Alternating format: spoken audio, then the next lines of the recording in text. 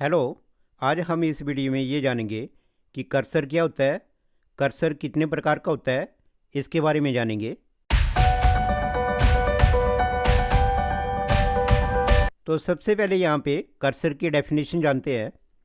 SQL statement को process करने के लिए ओरेकल एक मेमोरी एरिया क्रिएट करता है जिसे कंटेक्स्ट एरिया भी कहा जाता है। कर्सर एक मेमोरी एरिया के लिए पॉइंटर होता है और कर्सर के द्वारा इस मेमोरी कंटेक्स्ट एरिया को नियंत्रित किया जाता है। कर्सर का साइज़ उसके डेटा के अनुसार फ्लेक्सिबल होता है।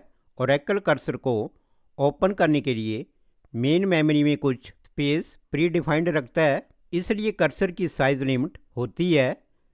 जब भी कोई क्वेरी रन होती है तो कर्सर कार्य करता है। तो ये कर्सर की डेफिनेशन है। इसके बाद हम जानेंगे टाइप्स ऑफ कर्सर। कर्सर कितने प्रकार का होता है इसके बारे में जानेंगे। तो कर्सर दो प्रकार का होता है। पहला है इम्प्लिक्ट कर्सर, दूसरा है एक्सप्लिक्ट कर्सर। तो सबसे पहले है इम्प्लिक्ट कर्सर। जब भी एसक्यूएल स्टेटमेंट एग्जीक्यूट होता है ओरेकल के द्वारा इम्प्लिक्ट कर्सर को ऑटोमेटिकली क्रिएट कर दिया जाता है जब स्टेटमेंट के लिए कोई एक्सप्लिक्ट कर्सर नहीं होता है। प्रोग्रामर्स इम्प्लिक्ट कर्सर तथा उसमें उपस्थित सूचनाओं को नियंत्रित नहीं कर सकते हैं। ओरेकल द्वारा इंटरनल प्रोसेसिंग के लिए जो कर्सर ओपन किया जाता है उसे इम्प्लिक्ट कर्सर कहते हैं। तो ये इम्प्लिक्ट कर्सर की डेफिनेशन है। इसके बाद अगला हम कर्सर जानेंगे एक्सप्लिक्ट कर्सर। एक्सप्लिक्ट कर्सर यूज़र डिफाइंड होता है। एक्सप्लिक्ट कर्सर के द्वारा हम मेमोरी कंटेक्स्ट एरिया में ज़्यादा नियंत्रण कर सकते हैं। जब किसी टेबल से कुछ रिकॉर्ड को PL/SQL कोड ब्लॉक में प्रयोग किया जाता है तब कर्सर का उपयोग किया जाता है।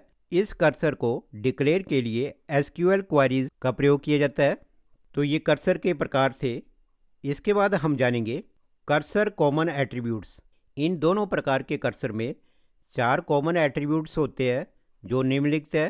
पहला कर्सर एट्रीब्यूट है परसेंटेज इज ओपन। इसमें यदि कर्सर ओपन होता है तो ट्रू अथवा फॉल्स वैल्यू रिटर्न करता है। सेकंड एट्रीब्यूट है परसेंटेज फाउंड। यदि रिकॉर्ड सफलतापूर्वक फैच किए गए हैं तो ट्रू अथवा फॉल्स वैल्यू रिटर्न करता है। इसके बाद थर्ड एट्रीब्यूट है परसेंटेज नॉट फाउंड। यदि रिकॉर्ड सक्सेसफुली फैच नहीं किए गए हों तो ट्रू अथवा फॉल्स वैल्यू रिटर्न करता है। ये परसेंटेज नॉट फाउंड में होता है। इसके बाद अगला एट्रीब्यूट है परसेंटेज रो काउंट। ये प्रोसेस किए गए रिकॉर्ड की संख्या को रिटर्न करता है। तो ये परसेंटेज रो काउंट है। तो इस वीडियो में हमने कर्सर क्या होता है, कर्सर कितने प्रकार का होता है और इसके एट्रीब्यूट्स क्या है इसके बारे में जाना।